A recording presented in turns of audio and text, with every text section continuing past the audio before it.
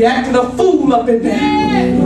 Why is it that the offering is $3.05? What is wrong with the people of God? That you stop trusting God to do for you what you cannot do for yourself. So that means that Pastor got to pull out her pocket. Pastor been pulling out for months and months and months. And I'm like, God, I told you. I know you told me to do this. But my house is burning. And I got to travel. See, I'm going somewhere with this. I'm going somewhere with this. See, my life's an open book. It's an open book. But I had to get on the plane to go to Puerto Rico with nothing but change in my hands.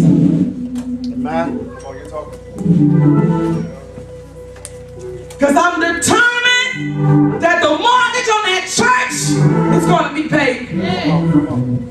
I trust God, but yet I'm still human. I trust God, and yet I'm still tired. I trust God, but yet I'm still preaching the word. I trust God. I trust God. I trust God. Between my job and the church, God, I trust you. Some change. Not knowing how I was going to lay down. Credit cards is thin. Paying bills in the church. Living off of them. Waiting for the next paycheck to pay them off. Oh, y'all don't hear me. Ain't nobody like that but me. Well. I need some real folks. These are real folks down here. Let me preach to y'all. Destiny. Who can you go to? And yet, Pastor, help everybody. But Pastor standing in a need of prayer. I went to Puerto Rico, not knowing how I was going to sleep. When I got to Puerto Rico, oh, back it up. When I got to the airport, they said, you have been moved to first class. And I'm sitting in first class. Come on. And I said, the naysayers. Well. All of the business people. The naysayers. They have no idea that I have nothing but change in my pocket.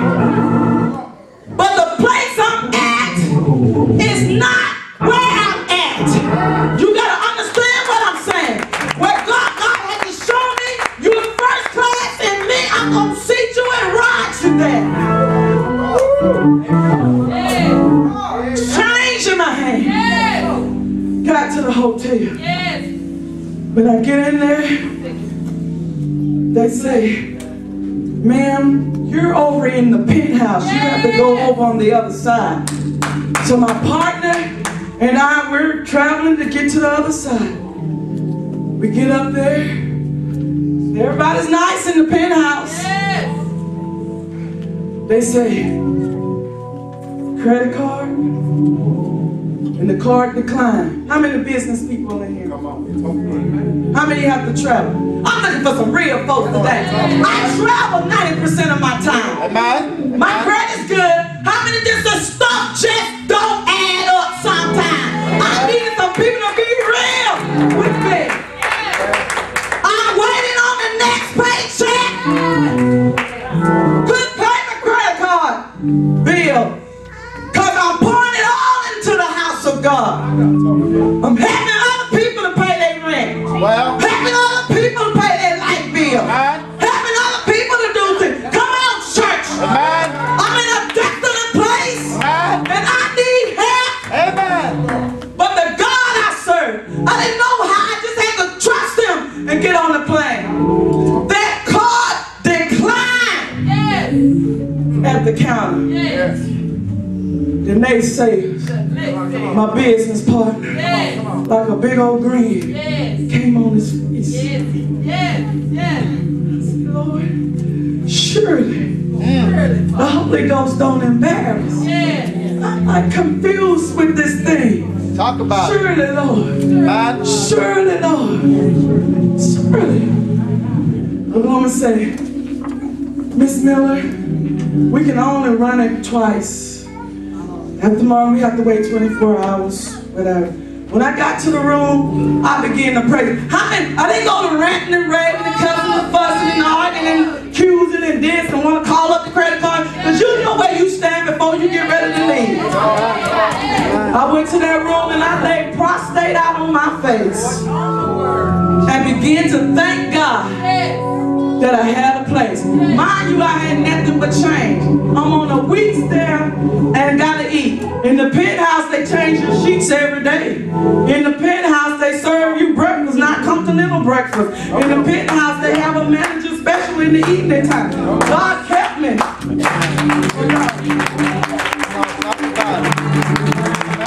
miracle happened on the third day. My daughter called me. Came into some unexpected money out of nowhere. She said, give me your credit card number. I'm going to the bank, get everything paid off, pay your card off, then I'm going to catch a plane and come meet you in Puerto Rico.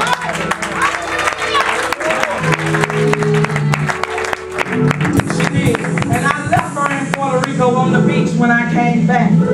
What I want to tell you, sometimes church, God puts you in a spiritual struggle to develop your character, to develop your integrity, to develop you the qualification of the blessing behind the struggle. And many of us, we give up in the process. And here we see these Edomites that came in, and if you know the story, they wouldn't allow them to pass. They would not allow them to pass through. When they was going through the wilderness, they held them back. They would not allow them to pass. But God said to speak to those places. He's in the center of those assignments. He's in the center. And your rivers and your valleys and your hills and your... Why do you think God named just those identities? He knows that we as people of God are going to be placed there. Yes. And it's not for you all to throw up, to throw out, and to give up. I'm on a whole nother tangent. But I'm going to say from the pulpit to the back door. And what we are going through right now in this is called elevation for the church. And many of us have been here since the foundation of various different things within the church. You're becoming made men and women in the gospel of Jesus Christ. So that when God takes us to that level, and we're going to get there, we're made. Don't murmur in the process. Don't murmur. Quit murmuring. Quit. The Edomites, the ites, they snatched it away. Many of you have been so close to. Why do you think that God took them to the promised land? Even after all the rest of their mamas and their daddies and everybody else died, God took them and positioned them there 3 days before they ever crossed over, and allowed them to glance over at the promise. 3 days they had to sit and look at the promise, because there was a prerequisite to what God wanted, and that was sanctification. There was a second circumcision that had to take place, because the first circumcision, they were circumcised with dull stones. And we're a New Testament church.